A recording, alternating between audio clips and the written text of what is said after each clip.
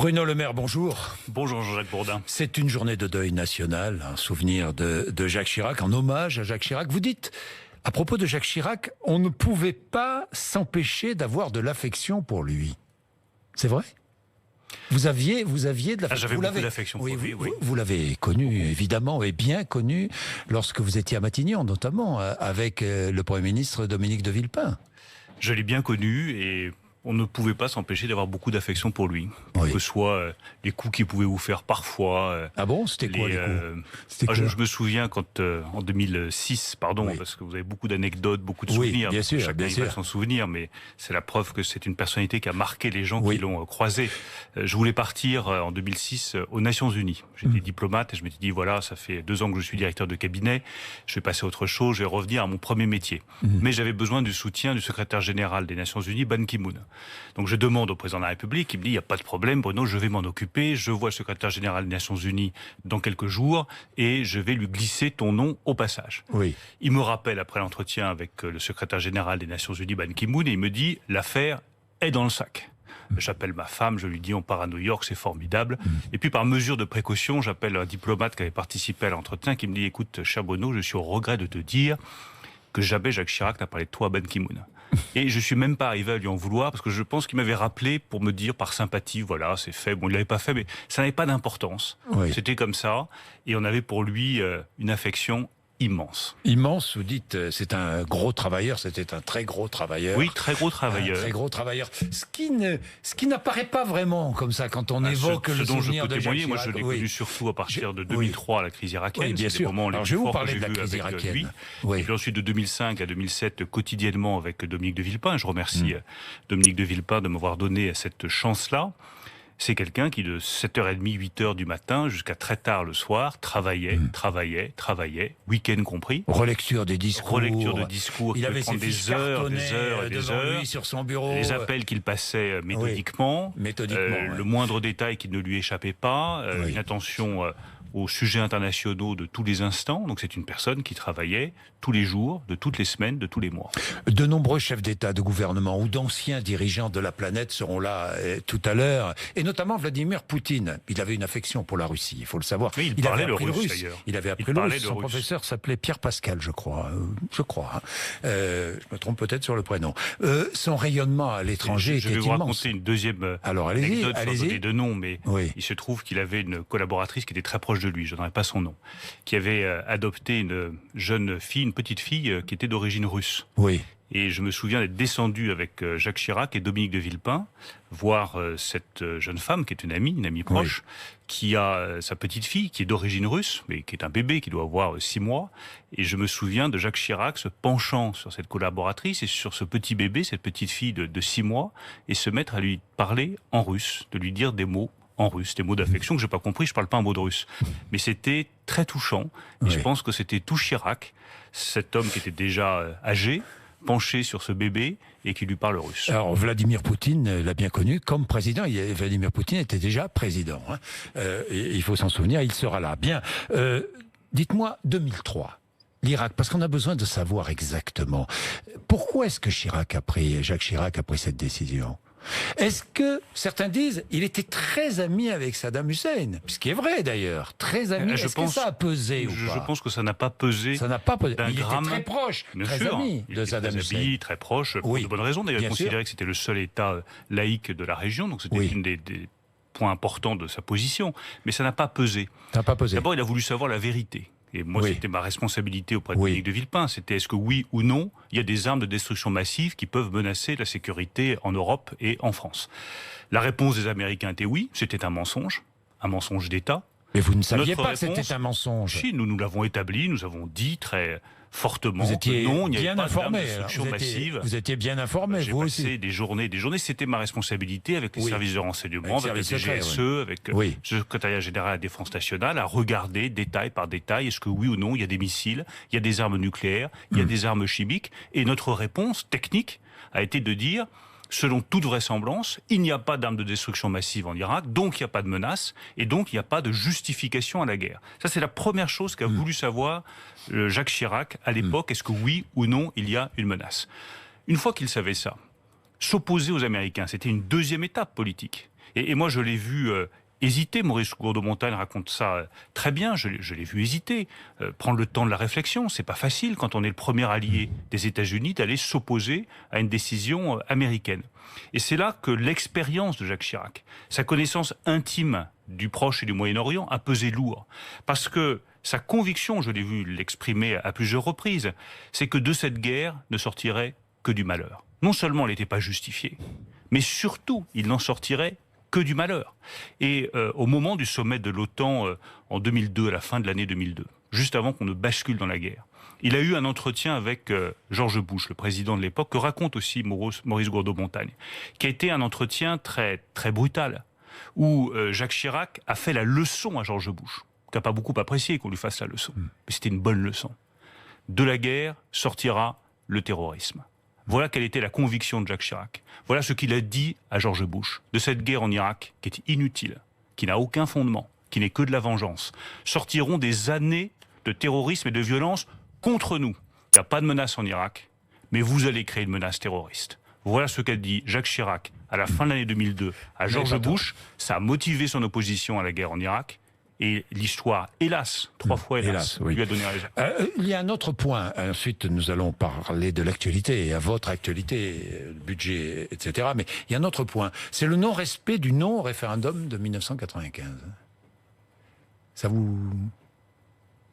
Non? Pourquoi le non-respect? Je ne sais pas, parce qu'il y a eu un non-référendum de 1995. Mais c'était non à cette Europe-là, à cette Europe de Maastricht. Il n'y a pas eu de non-respect. Je pense qu'on n'a pas tiré toutes les conséquences de ce référendum et de ce qui a suivi. Et on le voit encore aujourd'hui, on a besoin d'une refondation complète de l'Union européenne. Complète. Ça va de la zone euro, qui doit être consolidée si on veut que l'euro se renforce, jusqu'à la meilleure protection de nos frontières, jusqu'à la prospérité et à la création d'emplois. Quand je vois, pardon de revenir à l'actualité, mais quand je vois qu'avec un niveau de croissance d'1,2 environ, peu de création d'emplois, vous avez encore des États qui ont des marges de manœuvre budgétaires, qui hésitent à investir, à dépenser de l'argent pour innover et créer des emplois, je me dis, on n'a toujours rien compris.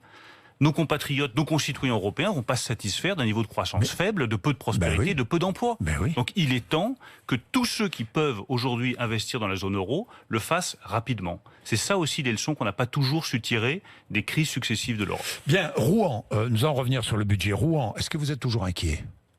Je suis vigilant.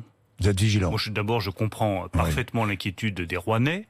Il se trouve que j'ai été élu pendant plusieurs années de la région Normandie.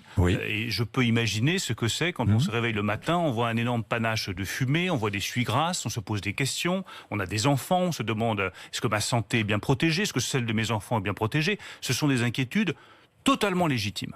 Et notre responsabilité, comme l'a dit le Premier ministre, comme l'a rappelé encore Elisabeth Borne, c'est transparence. Alors, transparence, totale. Résultat des analyses complémentaires quand? Elisabeth Borne a parlé de demain ou de quelques jours, je crois, pour les analyses, notamment sur les questions d'amiante, qui peuvent effectivement bien sûr, il y avait de l'amiante dans cette usine. Il y avait de l'amiante dans cette usine, donc les analyses sont faites, les résultats viendront sous quelques jours. L'origine du sinistre, qu'on ne connaît pas non plus. Mais tout, l'origine du sinistre. L'organisation, le nombre de contrôles. Qu'il y a dans la suite, J'ai vu qu'Elisabeth Borne avait donné le nombre de contrôles depuis 2017, qui est très important. Il y a eu beaucoup de contrôles sur cette usine. Était-il suffisant? Fallait-il aller plus loin? Faut-il être plus rigoureux? Est-ce que sur les sites Céveso, le niveau de contrôle est suffisant? On doit cette transparence-là, totale. Le Premier ministre l'a rappelé, la situation des sites. Non seulement aux Rouennais, mais aux Français. La situation des sites Céveso. La situation des sites, c'est un héritage. Je rappelle que beaucoup des habitations qui sont autour des sites Céveso sont arrivées après les sites. Et on sait bien que ce type d'imbrication des habitations avec les usines, notamment des usines sensibles comme les usines Céveso, c'est pas le modèle de développement que l'on veut. Donc comment est-ce que l'on fait? Faut-il les fermer, les transférer, Quelles décisions faut-il prendre pour garantir la sécurité sanitaire totale des Français autour de ces sites? Voilà les questions qui est posées. Prenons le temps d'analyser la situation pour apporter les bonnes réponses. Alors vous avez vu les réseaux sociaux, vous avez vu les rumeurs qui circulent ça et là. Le gouvernement ne cache rien. Rien. Mais c'est un des combats. Le gouvernement ne cache rien aux habitants de Rouen et de toutes les. Le Premier ministre s'est engagé environnants à la transparence totale. Oui. Et le Premier ministre tient parole. La ministre de l'Environnement est allée sur place. Nous allons faire le suivi le plus régulier possible, nécessaire. de façon à ce que cette transparence puisse combattre les rumeurs, les fausses nouvelles, les fausses indications qui peuvent circuler sur les réseaux sociaux. C'est la vérité qui doit l'emporter sur la rumeur. Sur une catastrophe sanitaire de ce type-là, une catastrophe industrielle de ce type-là, la vérité doit l'emporter sur la rumeur. Augmentation du malus auto, vous l'avez annoncé hier sur RTL, dès le 1er janvier, je crois. Dès le 1er janvier. Doublé. Doublé ? Non, pas doublé. C'est simplement qu'on abaisse les seuils. Oui. Le seuil de déclenchement, il était à 117 grammes. Oui. Il va passer à 110 grammes de CO2 par kilomètre. Tout le monde devrait se dire que c'est une bonne chose qu'on abaisse ce seuil et qu'on incite comme cela les Français à aller vers des véhicules qui soient moins polluants. Je rappelle aussi que nous allons maintenir la prime à la conversion. Vous n'augmentez pas le malus CO2 sans de l'autre côté permettre aux Français d'acquérir des véhicules qui soient moins polluants. Vous augmentez le malus, mais vous maintenez la prime à la conversion. Mais je maintiens la prime à la conversion. Vous n'augmentez pas le bonus. Donc nous avons, le bonus il est déjà de 6 000 € pour les véhicules électriques. Il y a des primes à la conversion pour les véhicules hybrides rechargeables. Les véhicules électriques, ça stagne. Les Français n'achètent pas de l'électrique. Vous savez pourquoi, Bruno Le Maire? Parce qu'on n'est pas équipés en France. Parce que nous ne sommes pas encore suffisamment équipés. Ça fait des années qu'on nous dit on va équiper. Mais nous le faisons et nous le faisons lentement, au bon rythme, avec les coûts que cela représente, 1 milliard d'euros quand même, la prime à la conversion, donc c'est pas de la roupie de 100 Mais soleil. mais vous augmentez le malus et la prime à la conversion reste la même. Mais 6 000 € pour un véhicule électrique, ça me paraît déjà une prime qui est généreuse. Nous allons faire une prime à la conversion pour les véhicules hybrides rechargeables. Regardez, Peugeot sort toute une gamme de véhicules hybrides rechargeables à partir d'octobre. Alors, je ne suis pas concessionnaire Peugeot, mais c'est la preuve qu'il y a des véhicules français qui pourront bénéficier de ces avantages. Mais en tout cas, c'est une politique qui est cohérente. On doit accélérer la transition énergétique, moins dépendre des énergies fossiles et notamment des crises au Proche et au Moyen-Orient, et développer des véhicules hybrides rechargeables ou électriques. Moins dépendre des énergies fossiles. On est bien d'accord. Hein. Mais vous savez, quand on prend l'initiative de créer à partir de rien une filière de batteries électriques en France, la première usine 2020. On en est où d'ailleurs 2020. Première usine pilote en 2020, première usine avec des batteries réalisées à l'intérieur 2022 en France. La deuxième 2024 en Allemagne. Donc grâce aux décisions que nous prenons, aux milliards d'euros là aussi que nous investissons là-dessus, 700 millions de la part de la France, 500 millions, 1 milliard pardon, de la part de l'Allemagne, donc c'est plus d'1 milliard d'euros qui vont être mis là-dessus. Demain, quand vous ouvrirez le capot de votre véhicule électrique, au lieu d'avoir marqué Made in China, vous aurez marqué Made in France ou Made in Germany. Je trouve que c'est un progrès considérable. Déficit public 2,2 en 2020, c'est cela? Oui, c'est le meilleur chiffre depuis 20 ans, je tiens à le rappeler. Et dette publique? Dette publique 98, un peu plus de 98%. Je ne suis pas satisfait. Oui. Là, je vous le dis beaucoup. Oui, c'est beaucoup. Beaucoup plus que dans de nombreux pays européens. C'est beaucoup. C'est aussi l'héritage de 10 ans où la dette publique est passée de 64 à plus de 98, 30 points de dette en plus. Nous la stabilisons à la baisse, mais comme c'est très modeste, je vous dis pas qu'on l'a fait baisser, ce serait malhonnête de ma part. 0,1, 0,2. De quelques dixièmes, en tout cas pas suffisamment à mes yeux. C'est aussi le résultat de décisions que nous avons prises, par exemple sur la SNCF. Nous avons récupéré 35 milliards d'euros de dette de la SNCF. Ça pèse sur l'endettement public de la France. Mais désendetter le pays doit rester une priorité. Bien. Et nous ne devons certainement pas abandonner cette priorité-là. La croissance pour 2019 1,3, donc un chiffre de croissance qui nous met au-dessus de la moyenne de la zone euro. Mais je voudrais que tous les États membres de la zone euro, les 19, aient conscience que ce niveau de croissance n'est pas satisfaisant. Que ce niveau de croissance ne nous permettra pas de financer la transition énergétique. Exact. Et ne nous permettra pas de créer les emplois qui sont attendus par nos concitoyens. Donc j'appelle, comme le président de la République le fera probablement mi-octobre au moment du Conseil des ministres franco-allemands, j'appelle l'Allemagne à évoluer dans sa politique et à investir davantage. Mais demain, je serai à Berlin. Je vais passer le message pour la troisième ou la quatrième fois. Et je vais vous dire ma conviction profonde, Jean-Jacques Bourdin. L'Allemagne, à un moment donné, bougera. C'est un grand pays, une grande nation, qui a une politique économique qui est dynamique. Je suis convaincu qu'à un moment donné, l'Allemagne bougera, investira plus, innovera davantage et que nous en serons tous dans la zone euro, notamment la France, les bénéficiaires. Bruno Le Maire, budget de la sécurité sociale, les chiffres définitifs, 5,4 milliards d'euros de déficit cette année, on est bien d'accord?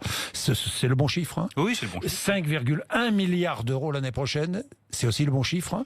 Mais parce que nous avons pris un certain nombre de décisions. La branche vieillesse qui pèse. Vous connaissez les décisions que nous avons prises, notamment sur les retraites. C'est la facture des gilets jaunes. J'aime pas tellement cette expression, oui, sentiment, mais nous avons pris des décisions qui sont coûteuses. Il faut le reconnaître. Oui. Certaines sont compensées.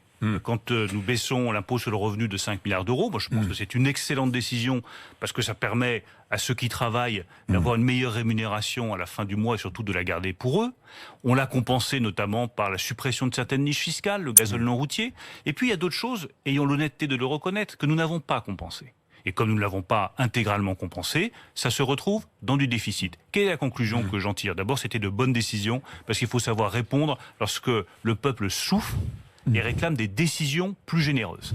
Mais ça veut dire que dans les années qui viennent, nous ne devons pas abandonner l'objectif de baisse de la dépense publique. Ouais. Et nous devons regarder avec les parlementaires quelles sont les politiques sur lesquelles nous pouvons récupérer de l'argent public. Je ne vous dis pas prendre ici un coup de rabot et là un autre coup de rabot parce que ça fait mal et c'est inutile. Mais prendre des politiques globales, comme on l'a fait sur les chambres de commerce et d'industrie. On leur a dit, on va vous prendre 1 demi-milliard d'euros, mais en échange, vous pourrez conclure des contrats avec les entreprises, on va changer le statut de vos personnels, et donc vous serez plus souple. Ça explique qu'on puisse réduire la dépense dans les chambres de commerce et d'industrie. Prenons ce modèle-là pour que dans l'année qui vienne, on ait des réductions de dépenses structurelles et pas conjoncturelles. Bruno Le Maire, très bien. La branche retraite donc qui est en déficit. Conséquence, on n'a plus d'argent pour la santé. Et on n'a plus d'argent pour les EHPAD, on n'a plus d'argent pour les urgences, on n'a plus d'argent pour la psychiatrie. Et puis on fait des économies encore sur quoi? Sur les allocations familiales, sur les APL, qui n'augmentent pas de plus de 0,3%. Mais si, Bruno Le Maire, disons clairement les choses. Non, parce que je peux vous faire la liste. C'est faux, parce que je peux vous faire la liste. Je peux vous faire la liste des aides sociales que nous augmentons, l'allocation du handicapé, nous l'augmentons, l'allocation minimum vieillesse, nous l'augmentons. C'est de manière plus globale. Quelles sont les dépenses que nous sommes prêts à réduire pour que nous puissions continuer à financer un modèle social auquel nous sommes tous attachés, les hôpitaux, les urgences, le soutien aux plus faibles, les maladies de longue durée. Tout cela doit être financé, voire mieux financé. Mais ça suppose que de l'autre côté, on soit capable de réduire certaines dépenses, comme nous avons eu le courage de le faire. Quand nous réduisons le soutien aux emplois aidés pour dire on va créer des vrais emplois, on a créé 500 000 emplois supplémentaires au cours des 2 dernières années. 1 demi-million d'emplois supplémentaires. Ça justifie qu'on puisse réduire le soutien financier aux contrats aidés. Mais c'est comme cela qu'on peut réduire intelligemment la dépense publique. Dans la concertation et avec des réponses qui permettent de compenser cette baisse de dépenses. Je voudrais finir sur la convention des droites qui s'est tenue samedi et un passage du discours d'Éric Zemmour. Je le cite: tous nos problèmes aggravés par l'immigration sont aggravés par l'islam. Les jeunes Français vont-ils accepter de vivre en minorité sur la terre de leurs ancêtres? Si oui, ils méritent leur colonisation. Sinon, ils devront se battre pour leur libération. Est-ce un appel à la guerre civile? Je ne comprends pas l'attention qu'on a accordée à cette convention qui réunissait des personnes qui n'ont d'autre légitimité qu'eux-mêmes. Et qui tiennent des propos qui tiennent du délire. L'attention des chaînes de télévision notamment? L'attention des chaînes de télévision, l'attention des médias sont libres. Mais moi je suis quand même très surpris. Quelle est la légitimité politique et sociale des personnes qui s'expriment dans cette convention? Quelle est l'élection qu'ils ont gagnée? Quelle est leur légitimité démocratique? Et on leur ouvre tout grand toutes les chaînes de radio, de télévision, comme si c'était un événement majeur. Moi, ça me pose une vraie question de fonctionnement démocratique. Sur les propos eux-mêmes, je ne suis pas sûr qu'ils méritent autant d'attention, parce qu'on est dans l'ordre du délire clinique. Au sens propre du terme, vous savez, le délire clinique, c'est quand on ne touche plus la réalité, on est dans son obsession.